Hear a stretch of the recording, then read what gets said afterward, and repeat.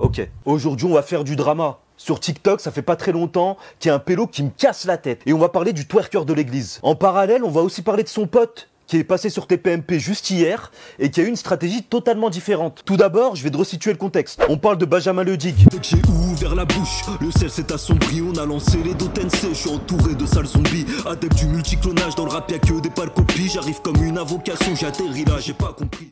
Ce pélo, il vendrait sa grand-mère pour du buzz, mais ça tout le monde l'a remarqué. C'est une personne qui a aujourd'hui 170 000 abonnés sur TikTok et qui a aujourd'hui un gros soutien des médias. Et c'est là où il y a problème.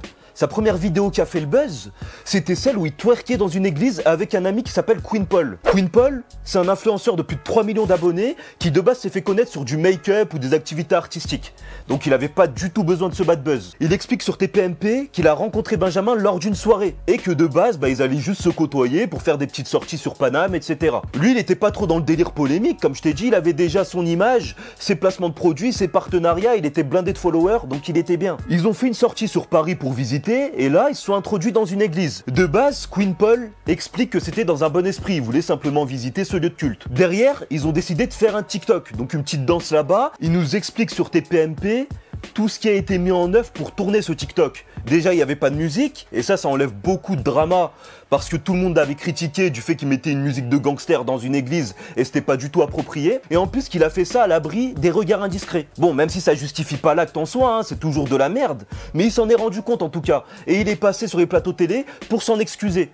Et cette personne, justement, là où c'est à peu près louable, c'est qu'il s'est excusé devant tout le monde. Il a dit « j'ai fait de la merde », il s'est fait tout petit, il s'est fait discret, il a demandé à Benjamin Ledig de supprimer la vidéo, ce que Benjamin a répondu par un vu. C'est là où tu vois la différence de stratégie entre les deux personnes. Il y en a un qui va surenchérir et on va y revenir par la suite, et l'autre qui a voulu désamorcer la bombe directement. Il s'est excusé, il a demandé à supprimer les vidéos, il l'a fait en public, il l'a fait en bio TikTok, il l'a fait de partout. Donc là-dessus, à la limite, qu'on croit que c'est sincère ou non, c'est une chose, mais en tout cas, il a fait la démarche. Et là-dessus, on va pas trop lui chercher la merde. J'en profite aussi pour lâcher un petit message de prévention. Cette vidéo, elle est pas faite pour favoriser le harcèlement. Elle est pas faite pour avoir des insultes dans les commentaires envers ces gens-là, ou même sur leur réseau. Bon, j'ai une petite communauté, donc j'ai envie de dire, ce sera pas une visibilité de fou, mais quand même, je préfère me couvrir. Maintenant, revenons à Benjamin. Lui, il a pris une toute autre tournure, parce qu'il a décidé de surenchérir sur son buzz. C'est normal, il lance une vidéo qui fait parler, elle fait 22 millions de vues sur TikTok. Tout le monde la partage, pour en parler en mal, on est d'accord que c'est que du bad buzz. Il passe sur les plateaux télé, etc.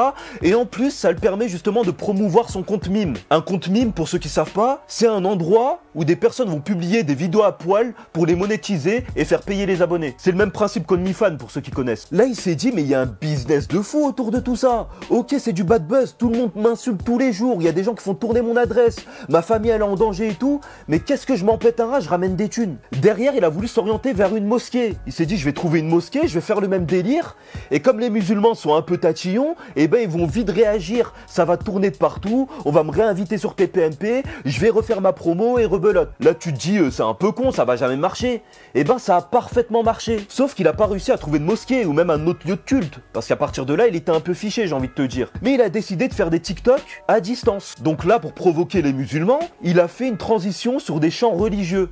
Et une danse bizarre encore une fois. Ça a provoqué une tollée totale, tous les musulmans ont été offusqués, tous les athées, les chrétiens aussi, tout le monde a fait part de leur soutien envers toutes les religions, peu importe de quel horizon on est. Mais lui pareil, il a été à nouveau appelé sur les plateaux télé pour s'exprimer. Et sa stratégie sur les plateaux, c'est de tout nier ou trouver des vieilles excuses. Sur la première vidéo dans l'église, il a dit que c'était pour lutter contre l'église qui était en partie homophobe. Alors qu'en vrai, rien du tout. C'était juste pour faire le buzz. Il n'y avait pas de démarche artistique derrière ou quoi que ce soit. Il n'y avait pas de revendication, faut le savoir. Même les mouvements LGBT, qui étaient pris à partie parce qu'ils disaient que cette personne était un ambassadeur, se sont tous mis contre lui pour indiquer qu'ils étaient contre l'irrespect. Qu'ils sont pas forcément croyants, mais qu'ils étaient contre aller chercher la merde à d'autres personnes pour rien du tout. Il est allé encore plus loin, en touchant la communauté juive, où il a fait une transition en portant une kippa. Tu vas me dire, à la limite, rien de grave par rapport à ce qu'il a fait avant. Mais si, c'est très grave. De l'irrespect envers une religion, c'est très grave. Mais aujourd'hui, il se cache derrière le droit au blasphème et tous ces droits-là pour se dire, j'ai le droit de manquer de respect.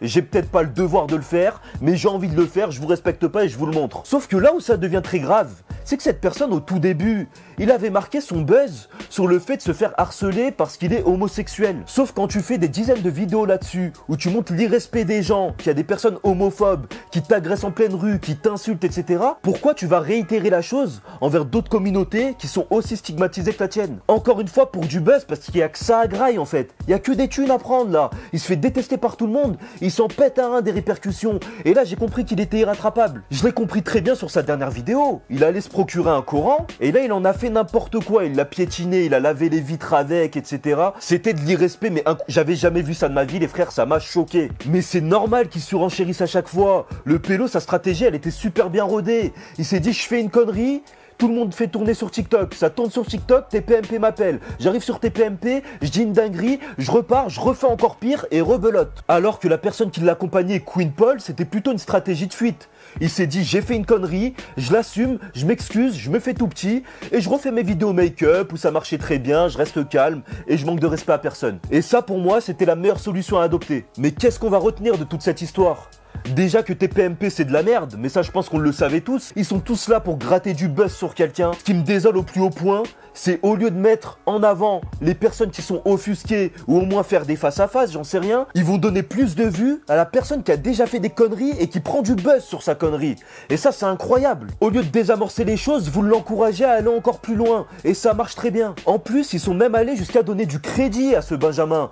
Parce qu'ils ont mis un TikTok du Père Mathieu. C'est un TikToker très connu qui est chrétien, je crois, si je me trompe pas, mais en tout cas qui parle du christianisme et qui montre comment ça fonctionne. Et Père Mathieu, il est surtout allé dans le sens du pardon et de dire c'est un enfant, faut le protéger, il sait pas trop ce qu'il fait, qu'est-ce que vous voulez que je vous dise? Je vais pas vous dire d'aller l'harceler, de l'insulter, même si je suis pas d'accord avec ce qu'il fait. Mais sur TPMP, ils sont allés dans le sens pour dire si un prêtre dit que c'est pas grave, c'est que c'est pas grave, donc il peut continuer. Maintenant, est-ce que sur ce drama incroyable, il y a du bon à tirer là-dedans? Bien sûr. Déjà pour Benjamin Ledeg, il fait son buzz. Moi, ce qui me choque, c'est qu'il y a des gens qui sont d'accord avec lui. Parce que oui, je comprends qu'il peut faire des millions de vues parce que des gens partagent pour l'insulter. Mais le problème, c'est qu'il y en a qui le suivent pour être au courant des dernières actualités qui vont buzzer et en parler directement. Et en plus, ils le suivent aussi parce qu'ils sont d'accord avec lui. Et là, ça devient très triste et moi, je perds foi en l'humanité. Mais il y a quand même un vrai point positif. Parce qu'autour de tout ça, il y a plein de communautés qui se sont réunies, qui ont été solidaires, qui se marchent dessus en général. Ils se sont réunis justement autour de ce drama pour montrer leur désaccord et montrer leur soutien entre eux. Par exemple, il y a plein de personnes qui sont de la communauté chrétienne qui ont montré leur soutien aux musulmans. Plein de personnes musulmanes qui ont montré leur soutien aux personnes de confession juive. Et ça, c'était incroyable à voir. Encore une fois, là où d'habitude toutes les religions se tirent un peu dans les pattes, c'est qui la meilleure, qui a raison, qui a tort, et ben là, c'était tous autour de l'irrespect. Maintenant, est-ce qu'il y a des solutions pour éradiquer ce type d'énergie humaine? La meilleure chose à faire, c'est de l'ignorer.